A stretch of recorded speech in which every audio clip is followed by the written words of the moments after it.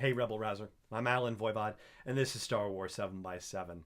We're at episode number 1593 right now, and I'm sorry, but it's going to be one of these episodes because we have lost somebody, and he is somebody who was not only very important to the world of Star Wars, but very important to probably billions of people around the world for his creations and co-creations, the things that he helped launch into this world that have affected multiple generations of people and will continue to do so for many decades to come. I'm talking about the passing of Stan Lee. Now, at 95 years old, it's almost hard to say that it's sad in a way because that man lived a spectacular, incredible, and full life beyond measure, beyond what almost anyone in this world will be able to hope for their own lives. And yet, of course, because of the fact that he is woven so deeply into the fabric of our lives, it's almost impossible not to experience this situation with sadness to some degree. His connection with Star Wars is actually really kind of interesting in its way because, like many people at the time, he was initially a doubter about Star Wars. And it goes back to 1975 when Charles Lippincott, who was at the time the, marketing and publicity person for Lucasfilm, he approached Stan Lee to do an adaptation of Star Wars. And this is back in 1975, thinking that, hey, that's our target market and we want to get in front of them. And Stan Lee initially declined, wanted to see the movie first before he would greenlight an adaptation. But the then editor-in-chief of Marvel, Roy Thomas, intervened and talked to Stan in 1976 about it. And once Stan found out that Alec Guinness was involved in the project, he greenlit it. And so Marvel Comics put out Star Wars #1 in April of 77. So the month before Star Wars actually came out in theaters, shockingly. And at the time, Star Wars, for a movie tie-in, like the projection was that it wasn't going to do very well because movie tie-ins rarely did very well. And so the agreement that Lucasfilm and Marvel signed about it was definitely more favorable to Marvel because they were taking a risk on it. And of course, it turned out that Star Wars sold out like crazy. And ultimately, when they got past the initial print run of 100,000, that was when royalties started coming into Lucasfilm, and Lucasfilm was able to eventually renegotiate the contract with Marvel from a position of strength, according to Wikipedia, talking about the history of Star Wars and Marvel, the early days in the 70s. And so, according to Jim Shooter, who was later an editor-in-chief for Marvel in the 80s, he said that Star Wars actually saved Marvel Comics from bankruptcy back in the 70s and 80s, and it was actually, for a time, the most popular selling title for Marvel. So that'll give you a brief history of the beginnings of Star Wars and Marvel and how they're tied together and how Stan Lee's history with Star Wars goes back even before the release of the movie itself, predates it by 2 years, which is absolutely amazing. Now, of course, tributes are flowing in from all over the place, and I thought I'd share a few of them with you. From Disney chairman and CEO Bob Iger, he says, Stan Lee was as extraordinary as the characters he created, a superhero in his own right to Marvel fans around the world. Stan had the power to inspire, to entertain, and to connect. The scale of his imagination was only exceeded by the size of his heart.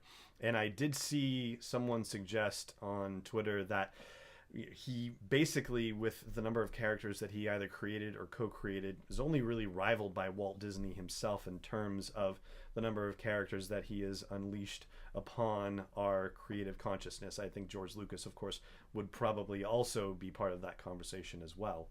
According to Jordan White, who was formerly an editor for Star Wars Comics, he said, Stan Lee was, I cannot even begin to put into words the impact Stan's work had on my life and on who I am as a person. Thank you, Stan. Thank you. Ashley Eckstein, who does the voice of Ahsoka Tano and is also the entrepreneur and mogul behind her universe, says, with great life comes great love. Excelsior, and R.I.P. Stan Lee. From Billy D. Williams, I have just learned of Stan Lee's passing. I had the honor of knowing this true superhero whose talents transcend and whose work impacted generations. Rest easy, my friend. You made this world so much more interesting and colorful. From Samuel L. Jackson, thank you, the real Stan Lee, for the escape from this world and great joy inhabiting the ones you created. You made so many believe in the good, the heroic, the villainous, the exciting. Most of all, you were giving and gracious to us all.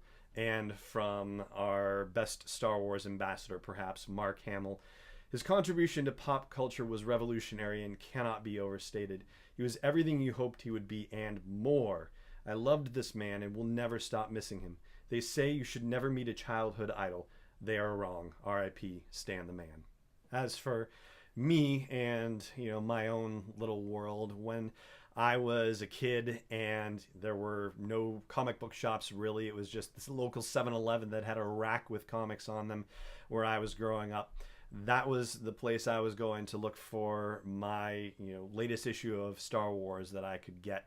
And I didn't know who Stan Lee was or how big his influence was at the time or would be on my life. All I knew is that whatever was making these Star Wars comics come out was a beautiful thing to me, and I was so excited for them. And eventually, that would be sort of the gateway drug, as it were, to get into all sorts of other comics, to get into the Spider-Mans and the X-Men's and all these other amazing creations and co-creations that Stan Lee had a hand in. And if you dig deeper into his legacy and you listen to all the voices that worked with him over the years, you realize that not everything is perfect. Not everything is rosy and golden.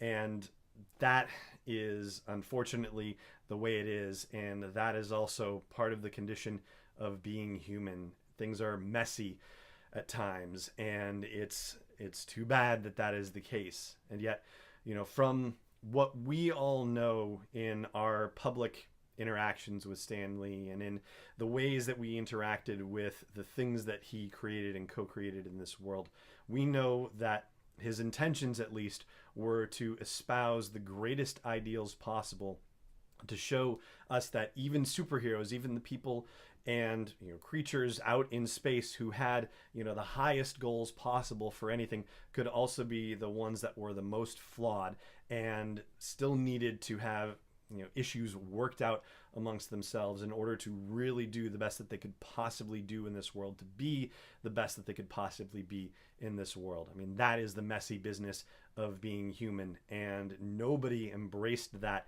in the world of comics like Stan Lee did. His influence cannot be overstated at all.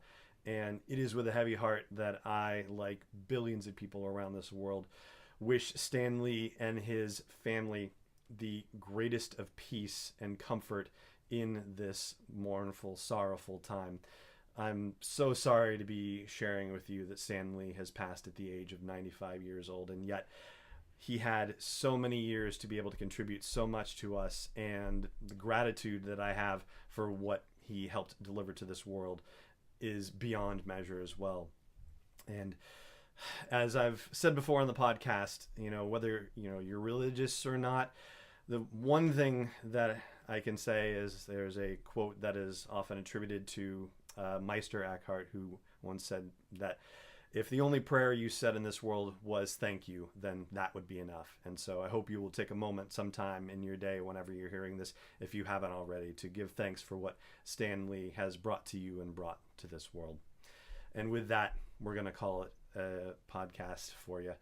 Thank you so much for joining me for this episode, and Excelsior.